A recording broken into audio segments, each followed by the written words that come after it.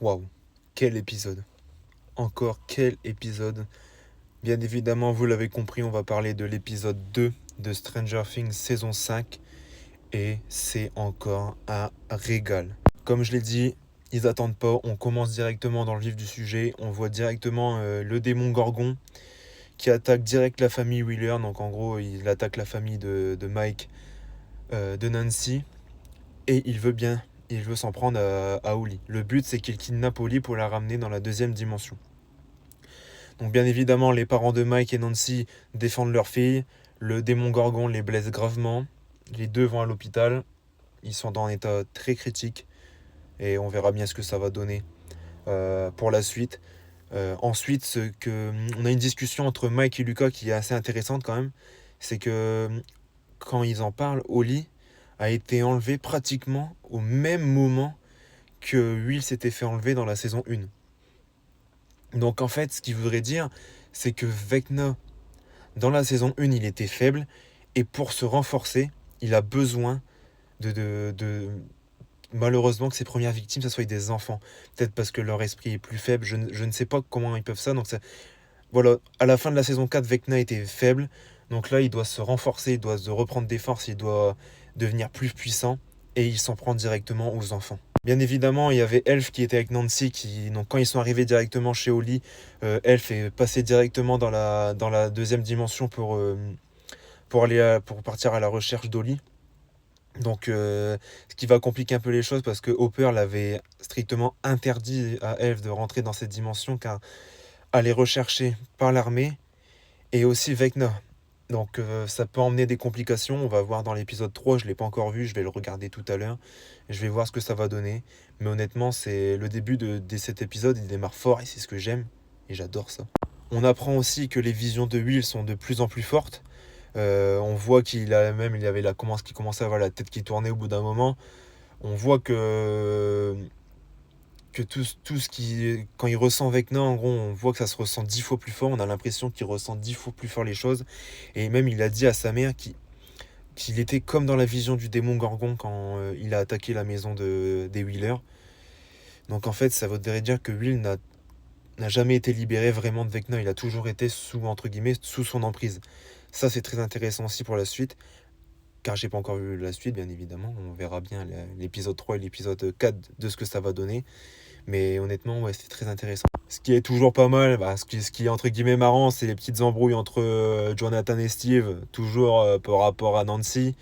Euh, c'est vrai que Steve peut-être regrette de ne plus avoir Nancy comme copine et s'en prend un peu à Jonathan. Mais on voit que Steve a réussi à dire une phrase et qui a fait réfléchir Jonathan. Donc on ne sait pas ce que ça va donner. Les deux sont un peu en embrouille. Mais je pense qu'au fur et à mesure, ils vont mieux s'entendre. Et peut-être que même Nancy va retourner plutôt avec Steve que Jonathan. Et que Jonathan va accepter. On verra bien comment ça va se passer. Après ça, c'est pas un élément important. Juste après cette dispute entre les deux, on voit Dustin qui arrive en sang. Car il s'est fait frapper par les membres du club de basket. Du coup, ils repartent à 3. Ils repartent à 3, donc c'est Dustin, Steve et Jonathan, dans le van pour retrouver le signal de Hopper qui est toujours dans la deuxième dimension, du coup maintenant avec Elf. Ouais, c'est vrai oui, il y a des moments touchants, même pour moi. Le moment le plus touchant de cet épisode, c'est quand même que quand Lucas va voir Max à l'hôpital, c'est toujours un peu émouvant de voir toujours Max dans le coma. On ne sait même pas si elle va s'en sortir. Pour l'instant, dans l'épisode 2, on n'en sait rien. J'ai l'impression justement que Lucas arrive plus à se livrer, à plus parler, même si Max elle est inconsciente. Il se livre plus à Max que même à ses propres amis. On le voit même pleurer et il dit une phrase que si on veut réussir à sauver ce monde, on aura besoin de toi, on aura besoin de tout le monde. Et c'est vraiment émouvant quand on le voit pleurer et tout. C'est une scène qui marque, c'est une scène qui touche. C'est ça aussi qu'il faut dans ce genre de série.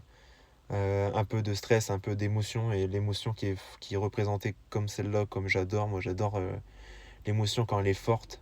C'est super intéressant à exploiter et honnêtement, c'est super. C'est vrai qu'on voit aussi Dustin quand même dans l'épisode 1 déjà qu'il n'était pas vraiment très bien. Dans l'épisode 2, on voit qu'il est de moins en moins bien. Euh, la mort de Eddie l'a vraiment marqué, ça c'est vraiment sûr et certain. Et même il ment à Steve. Ce qui rend malheureux, c'est que Steve lui dit: je t'ai toujours pris soin de toi et je sais que tu mens. Steve, c'est la vérité en gros. C'est que c'est le club de basket qui lui a fait ça car ils s'en prennent tout le temps à lui.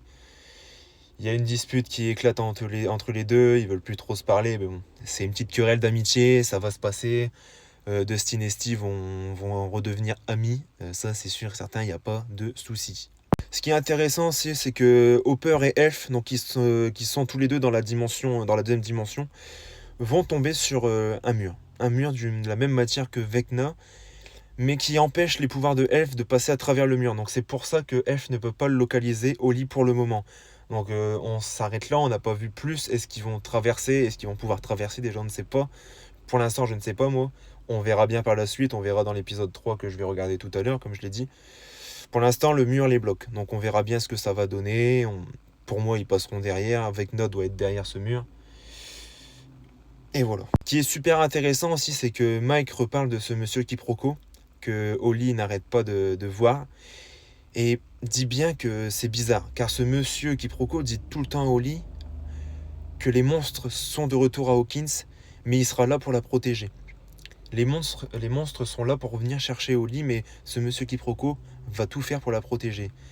Mike pense que c'est vraiment bizarre, et il pense même que ce monsieur est réel et qu'il faut le trouver. Mais ils se rendent compte avec Nancy que la seule personne qui peut en plus en parler de ce mec-là, de ce monsieur quiproquo, c'est leur mère. Et là, du coup, ils rentrent dans leur scène, ils rentrent dans la salle d'hôpital où leur mère allait, elle peut pas parler malheureusement, donc du coup, ils lui demandent d'écrire. Et là, je m'y attendais pas du tout. C'est incroyable ce qui s'est passé, franchement, j'étais ultra surpris. Le monsieur quiproquo que Holly voyait, c'est tout simplement Henry. En gros, c'est Vecna. C'est Vecna qui attaque, en gros, qui attaque directement Holly, qui lui fait voir des choses, comme il s'est passé avec les victimes qu'il a fait, les adolescents, comme il y a eu avec Max dans la saison 4. C'est exactement la même chose. Et il veut s'en prendre à tous les enfants, en gros, tous les amis d'Holly, car il dit à Holly: je serai là pour protéger tes amis. Et donc, il a fait pareil qu'avec lui quand il était petit. Donc, il s'attaque aux enfants pour se renforcer. Ça, c'est sûr et c'est une certitude maintenant. Pour moi, le moment le plus important dans cet épisode, ça va rester celui-là. C'est quand Will et Robbie partent à deux et que Will va retourner au même endroit où il a eu la vision, où sa tête a tourné énormément. Et il se souvient que dans cette vision, il entendait des cris d'enfants. Du coup, l'école allait pas loin, ça les titre direct, ils vont directement à l'école. Et il voit Will commence à comprendre. Il voit le jeu où Holly était en train de tourner au début de l'épisode, où elle s'amusait. Le jeu où ça tourne. Et là, il se rend compte qu'il était dans la vision d'Holly. Donc en fait, tout simplement, Will peut voir les prochaines victimes de Vecna. Donc ça peut être bien, mais ça peut être mal aussi, car Will dit très bien à Robbie, il se sentait comme Vecna. C'est comme si il était Vecna à ce moment-là. Donc à voir où ça va mener. Comme j'ai dit, j'ai pas encore vu la suite. Cet épisode 2 est vraiment incroyable. Il est trop trop bien. Il y a trop de choses, trop d'informations. J'ai pas peut-être pu tout retenir, pas pu tout détailler, j'ai pas pu tout parler, ça c'est sûr. Mais j'ai parlé de l'essentiel, je pense, du plus gros, ce qui m'avait marqué, ce qui m'avait choqué, ce qui m'avait aussi surpris. Et waouh, j'ai vraiment kiffé cet épisode. Si je devais donner une note, ça serait directement un 9 sur 10. C'est un épisode de qualité, on a hâte de voir la suite. Les autres épisodes sont un peu plus longs, donc ça va être super. On va encore profiter encore plus. Et moi, je vous dis à demain pour le débrief de l'épisode 3 de la saison 5. Et surtout, je le demande pas souvent, si vous voyez la vidéo jusqu'à là, abonnez-vous s'il vous plaît. Ça me ferait super plaisir que vous vous abonnez. Ça ne mange pas de pain. Un petit clic et c'est bon, vous êtes abonné, ça me ferait super plaisir. Si vous êtes resté jusqu'à là, abonnez-vous, ça me ferait hyper plaisir. Merci beaucoup d'avoir regardé cette vidéo et à demain.